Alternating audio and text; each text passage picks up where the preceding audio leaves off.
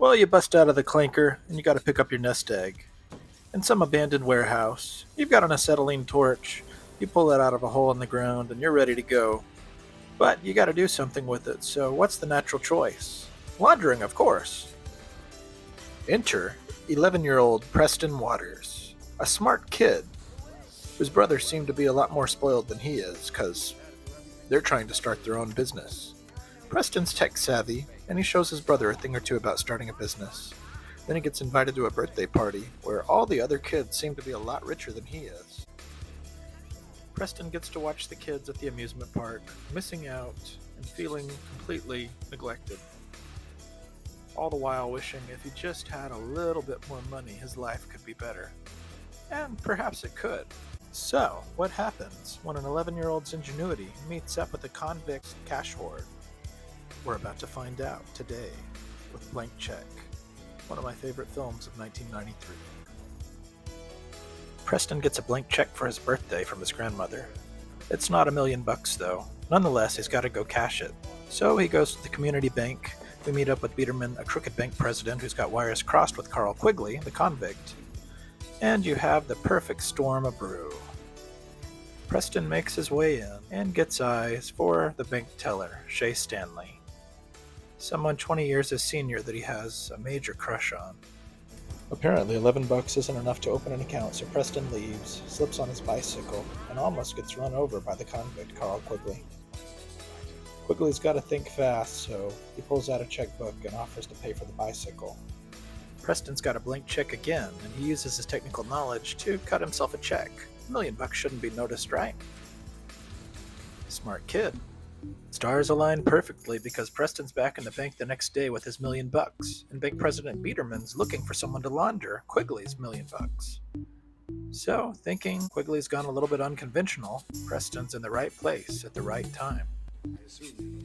Quigley's henchman Juice shows up, and the two cross paths, not realizing there's $1 million right there in the hallway. Juice approaches Biederman. Biederman realizes the errors of his ways, and Preston runs home, realizing he's just hit the jackpot. And the first thing on his mind is a house on his street that looks like a castle. He's gonna go bid on it. It's the 90s, baby, and he's getting online. America House Hunt Realty. He does some bidding over the telephone, outbids Quigley, and his alter ego, the invisible Mr. Macintosh, is born. What kid wouldn't take a bath in cash? That's what Preston does to celebrate. Trouble's afoot at the Circle K, however, as Biederman, Juice, and Quigley realize they've been duped by an 11-year-old kid. What are they going to do? Another plot twist, we see the FBI is looking into laundered funds. Preston calls for a limo, because every kid wants to ride in one of those. This cash is hot, baby. Preston jumps into the limo, tells the driver he wants to shop till they drop. From clothes to toys, everything in between, this young man's got it going on.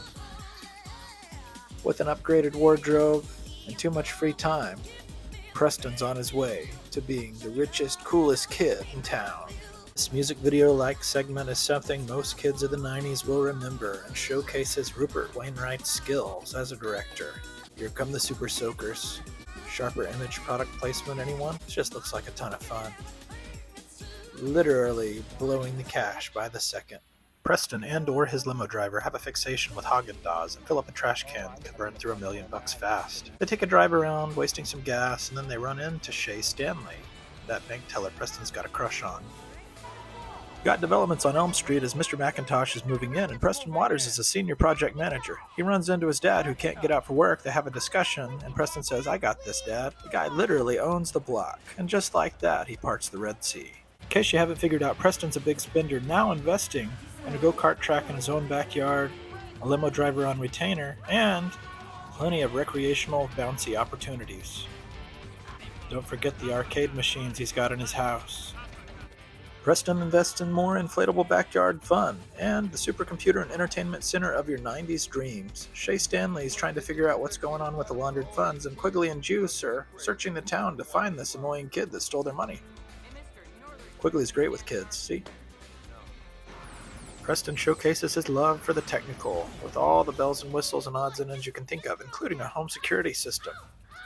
He throws out the annoying kid that invited him to the birthday at the beginning and takes a ride down his own custom-built water slide.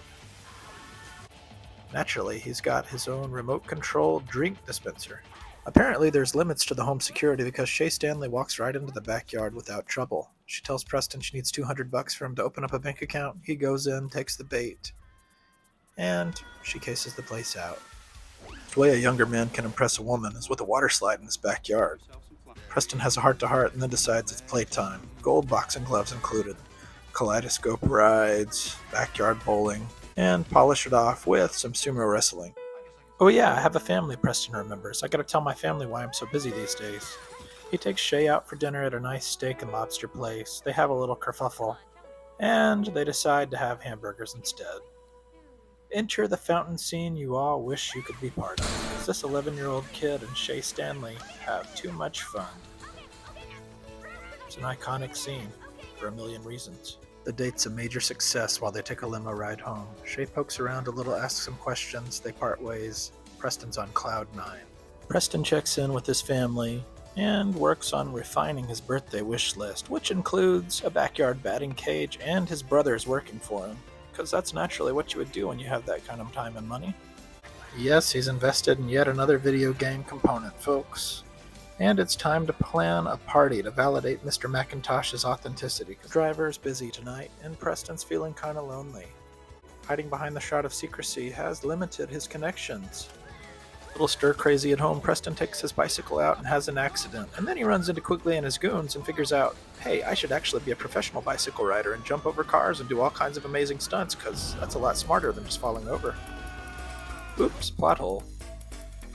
The goons do the old $20 bill on the street trick, and they pull in Preston's annoying friend, hoping that he can give them information.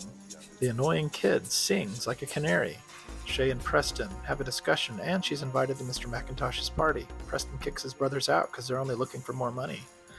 And as Preston preps for the party, he's a little bit nervous. The limo driver's got all the tips and tricks to help. Preston's ready to go meet his hired hands, all the friends of Mr. McIntosh who actually have never met Mr. McIntosh. Lobster tail spreads everywhere. Preston's dad wants to meet his son's employer, and it's revealed that Preston's about out of money. $1 million spends fast these days. The truth's got to come out at some point, and Preston admits that Mr. McIntosh is nothing more than a sham. As the partygoers start to leave, Quigley and his friends decide, hey, we can be McIntosh. It's the perfect plan, right?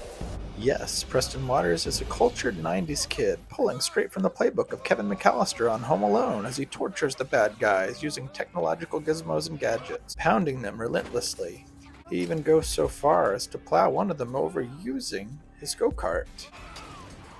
And that wouldn't be so mean if he didn't knock the guy into the pool. Preston has a soft spot for Quigley trying to help him and finds out Quigley's just as evil. Not to worry, the FBI shows up, they bust Quigley and his goons. And Preston finds out he's not the only one lying. Shay's been duping him as a double agent for the FBI. As they haul off Quigley and co., Preston's left facing an unfortunate truth.